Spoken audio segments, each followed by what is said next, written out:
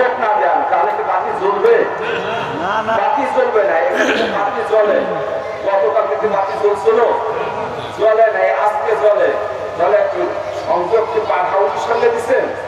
কুষ্টিয়া আছে, শিবরাপুর বাড়ি আছে, বিভিন্ন জায়গায় পার হাউস আছে, ওখান থেকে ডাইরেক্ট দেয় না, ইনডাইরেক্ট দিচ্ছে। এখান থেকে যাইতে যেতে কুষ্টিয়া ভাড়া ভাড়া সংযোগ লেগে গেছে, তাই না? লেগে গেছে। যেমন মানুষ যদি দর্শনের ছাত্র থাকে তাহলে তারা বুঝবেন, ফেলাছি যুক্তিবিদ্যা দর্শন। মানুষ গাছের উপরে, গাছ মাটির উপরে, এই করতো মানুষ মাটির উপরে। মানুষ মুরগি খায়, মুরগি মল খায়, এই করতো মানুষ মল খায়।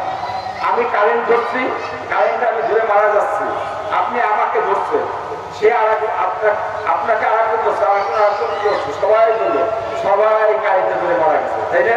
কারেন্টে ধরছে কে? আমি একা। আপনাকে কারেন্ট ধরছেন? কারেন্ট ধরার নেই, কারেন্ট ওলা হয়ে গেছে যে ব্যক্তি।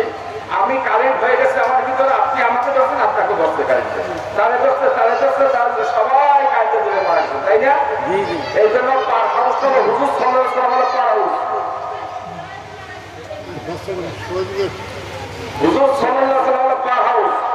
আমার শাইখের নাম আলহাজ হযরত মাওলানা ডক্টর মনজুর ইসলাম সিদ্দিকী, তার পিতা আজহারুল ইসলাম সিদ্দিকী, তার পিতা চরমনা ইসহাক রহমাতুল্লাহ, তার পিতা কারি ইব্রাহিম রহমাতুল্লাহ, তার পিতা রশিদ আহমেদ গঙ্গুহি রহমাতুল্লাহ, এভাবে যাইতে আলাউদ্দিন সাবের কালারি রহমাতুল্লাহ আলী রাদিয়াল্লাহু হুজুর সাল্লাল্লাহু আলাইহি ওয়াসাল্লাম বলতে সুবহানাল্লাহ। এই জন্য হাদিস শরীফে আসছে, হক্কানি আল্লাহর ওলির সঙ্গে যে মুসাফা করলো, সেজন্য আমি মদিনার নবীর সঙ্গে মুসাফা করলাম। হক্কানি আল্লাহর ওলির সঙ্গে যে মুসাফা করলো, সেজন্য আল্লাহর কুদরতি হাতের সঙ্গে মুসাফা করলাম। মানিকগঞ্জ দরবার শরীফে বিশ্বস্তমাটা হয়, আমার তালিমে ইসলাম, আমার সাহেব ডক্টর মনজুর ইসলাম সিদ্দিকের পক্ষ থেকে যে বিশ্বস্তমা আহ্বান করছেন, এখানে শরিয়াত, তরিকাত, মারফত, হাকিকত জানা মানা বোঝার বিশ্বস্তমা।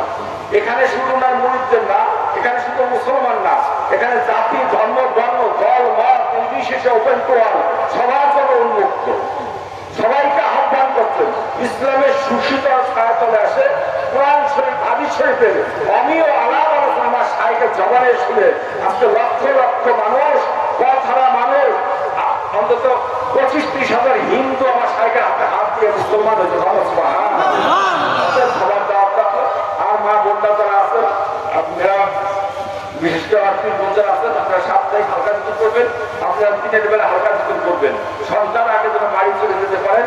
আর যে বাড়িতে হালকা জিকির হবে, মহিলাদের হালকা জিকিরে কোনো পুরুষ মানুষ থাকবে না, ওই বাড়িওয়ালাও না, থাকতে পারে। মনে করেন এই যে মানুষ ঘরে আছে, আমরা এখানে আছি, কথা বলতেছি না, শুনতেছে না, শুনতেছে। যদি এমন কোনো হয়, পর্যালোচনা থেকে কথা বলা যাবে, পর্যালোচনা থেকে কথা বলা যাবে, তবে তাদের মধ্যে উপস্থিত হয়ে কোনো আলাপ আলোচনা, এটা আমাদের তরিকার বিধান না।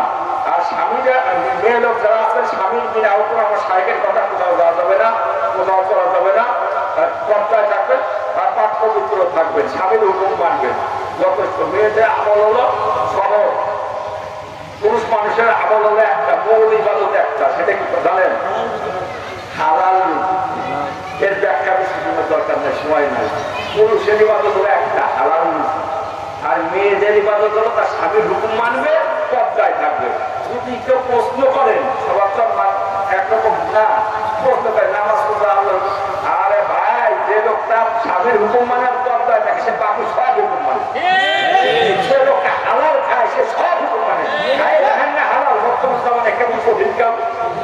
এই জন্য আল্লাহর ওলিদের চিন্তা ভাবনার ছোট্ট একটা কথা, শিশু না হয়ে আল্লাহ রাজ্যে প্রবেশ করা যাবে না। দাদা হুজুরা বাড়ি বাইরে দেখা যেতে পারে, তারপরে বোঝা যাবে শিশু না হয়ে আল্লাহ রাজ্যে প্রবেশ করা যাবে।